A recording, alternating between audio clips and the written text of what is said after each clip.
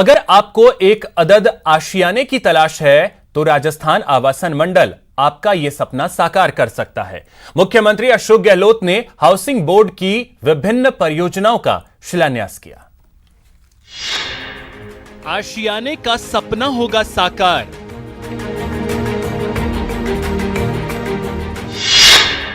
जनता से सरकार का है गहरा सरोकार।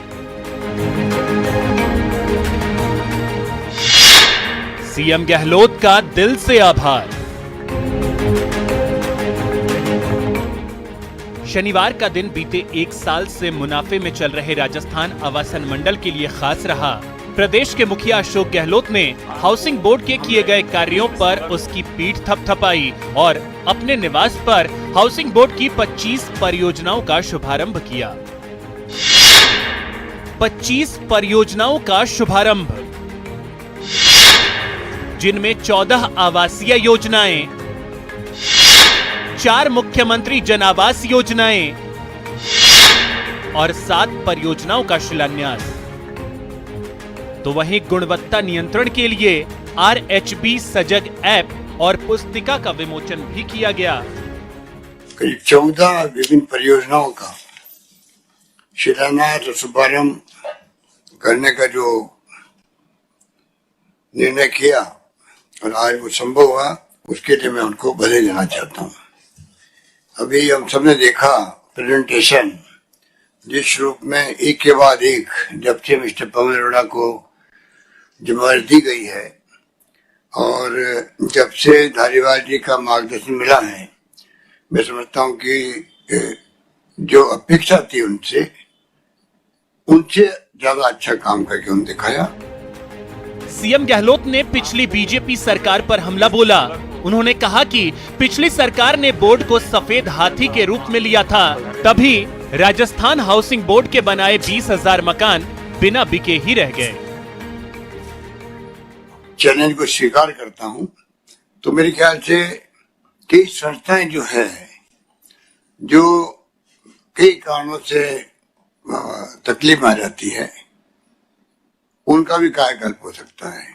अभी धारीवाल बार बार कह रहे थे कि किस प्रकार से पिछली गवर्नमेंट ने व्हाइट एलिफेंट के रूप में इसको समझा, किस रूप में इसको हाउसिंग बोर्ड बंद करने नौबत आने की बात आने लग गई। हम लोग उस वक्त में देखते थे मीडिया के अंदर, आलोचना भी करते थे और मेरी समझ के परे भी है। ये तो मुख्य सचिव जी को भी मालूम करेंगे कि 20,000 मकान बन जाए और ये बिना बिके हुए पड़े रहे, ये अपना भी जांच का विषय होना चाहिए। सीएम के बाद नगरीय विकास मंत्री शांति धारीवाल ने भी पिछली बीजेपी सरकार पर करारा प्रहार किया। धारीवाल ने कहा कि 5 साल तक हाउसिंग बोर्ड के इंजीनियर और स्टाफ के पास कोई काम नहीं था और बीजेपी ने हाउसिंग बोर्ड को बंद करने का फैसला कर लिया था। बीजेपी की गवर्नमेंट तो इसको बंद करना चाहती थी, अपन क्या करें? मैंने कहा साहब मौका दें, उठाएंगे। ये भावना में जो मुख्यमंत्री जी की जो भावना थी, मैंने हाउसिंग बोर्ड की जनरल मीटिंग में, बोर्ड की मीटिंग में भी कहा, जनरल मीटिंग में कहा कि मुख्यमंत्री जी की भावना है कि किसी प्रकार से बात उठाओ, क्योंकि पिछले 5 साल तक हाउसिंग बोर्ड के इंजीनियर्स के पास और स्टाफ के पास कोई काम नहीं था, वो बिल्कुल खाली बैठे हुए थे। तो मैंने कहा सोते हुए आदमी को किस प्रकार से जगाओगे, लेकिन पवन जी ने और इन लोगों ने, भास्कर सावंत साहब ने पूरा कोऑपरेट करके और पूरा नेतृत्व दे करके और इस काम को अपने हाथ में लिया और आज न केवल हाउसिंग बोर्ड खड़ा हुआ है बल्कि दौड़ रहा है। कार्यक्रम के दौरान हाउसिंग बोर्ड ने किए गए कार्यों की जानकारी दी। तो इत्मीनान रखिए, सरकार को आपके सपनों की फिक्र है, इसलिए वो इसे सच करने में जुटी है। न्यूज़ 18 राजस्थान के लिए जयपुर से दीपक व्यास की रिपोर्ट। वहीं हाउसिंग बोर्ड की कई परियोजनाओं के शिलान्यास और शुभारंभ के दौरान जयपुर के मानसरोवर में विकसित किए जा रहे सिटी पार्क के लिए सीएम गहलोत और यूडीएच मंत्री शांति धारीवाल की ओर से सौंपे गए पौधों को लगाया गया। Housing board chairman Bhaskar Sawant और आयुक्त पवन अरोड़ा ने सीएम की ओर से सौंपे गए कल्प वृक्ष के जोड़े और मंत्री धारीवाल की ओर से दिए गए रुद्राक्ष के पौधों को प्रस्तावित सिटी पार्क में लगाया। इस दौरान बड़ी संख्या में बोर्ड के अधिकारी, कर्मचारी और अन्य लोगों ने भी पौधारोपण किया।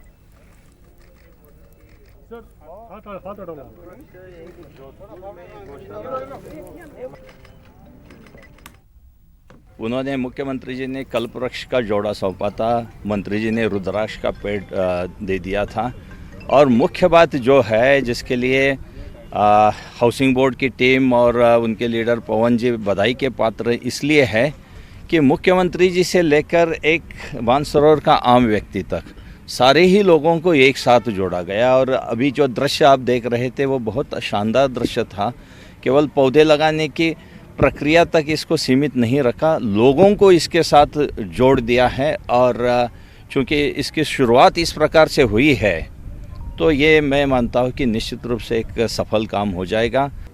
आज आवासन मंडल के लिए वास्तव में एक बड़ा दिन है।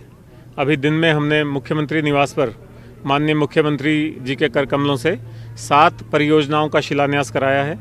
14 नई स्वतंत्र आवासों की आवासीय योजनाओं का लॉन्चिंग कराया है, शुभारंभ कराया है। ये छोटी योजनाएं।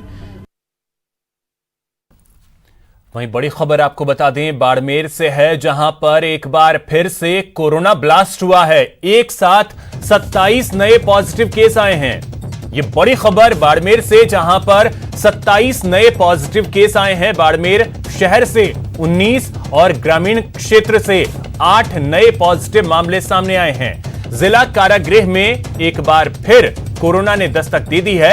जिला कारागृह से 4 पॉजिटिव केस सामने आए हैं।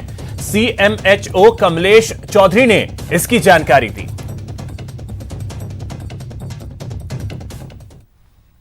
उधर कोटा के एमबीएस अस्पताल में एक कोरोना मरीज संदिग्ध महिला की मौत हो गई। कैथून की रहने वाली 65 वर्षीय बुजुर्ग महिला ने एमबीएस अस्पताल में भर्ती कराने के 2 घंटे बाद दम तोड़ दिया। कोरोना की जांच रिपोर्ट आने के बाद ही मृतका के अंतिम संस्कार की प्रक्रिया पूरी की जाएगी।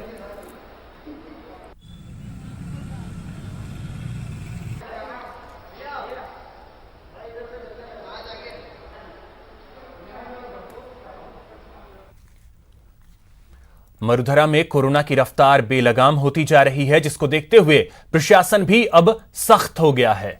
कोरोना पर लगाम लगाने के लिए प्रशासन ने कुछ शहरों में फिर से लॉकडाउन लगा दिया है। इनमें बारां, नागौर और चित्तौड़गढ़ शामिल हैं। आपको बता दें कि बारां में प्रशासन ने 6 दिन का लॉकडाउन लगाया है। हालांकि इसका ऐलान प्रशासन की तरफ से पहले ही कर दिया गया था ताकि लोग तैयार रहें। यहां अब तक 425 मामले सामने आ चुके हैं, 20 लोगों की मौत हो चुकी है। नागौर में 2 दिन का लॉकडाउन लगाया गया है। दुकानें पूरी तरीके से बंद रहेंगी। 60 वार्डों में युद्ध स्तर पर स्क्रीनिंग का काम भी घर घर जाकर किया जा रहा है और लॉकडाउन का पालन नहीं करने पर चालान भी काटे जा रहे हैं। उधर चित्तौड़गढ़ में प्रशासन ने सख्ती दिखाते हुए 2 दिन का लॉकडाउन लगाया है और प्रशासन की तरफ से तमाम एहतियाती कदम उठाए जा रहे हैं।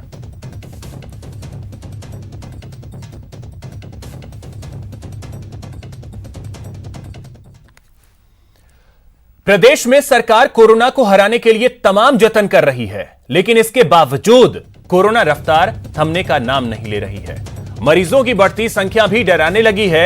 ऐसे में कुछ लापरवाही की तस्वीरें भी सामने आने लगी हैं, जो चिंता पैदा करती हैं। पहली तस्वीर झुंझुनू के पिलानी की है, जहां कैंपस प्लेसमेंट के लिए युवाओं की भीड़ इकट्ठा हो गई, जिसको देखते हुए गांव वालों ने कोरोना के डर से इसका पुरजोर विरोध किया। भीड़ को देखते हुए पुलिस और प्रशासन ने भी युवाओं को वहां से खदेड़ दिया। यहां तमाम युवा बिना परमिशन के ही आईटीआई में कैंपस प्लेसमेंट के लिए पहुंच गए थे। दूसरी तस्वीर श्रीगंगानगर की है, जहां पर शनिवार को दोपहर 2 बजे से सोमवार के शाम 5 बजे तक के लिए लॉकडाउन का ऐलान किया गया है, जिसका व्यापारियों ने विरोध किया। सिर्फ 1 घंटे पहले ही श्रीगंगानगर जिला कलेक्टर की तरफ से इसका ऐलान भी किया गया था। तीसरी तस्वीर दौसा की है, जहां सोशल डिस्टेंसिंग की जमकर धज्जियां उड़ती नजर आईं।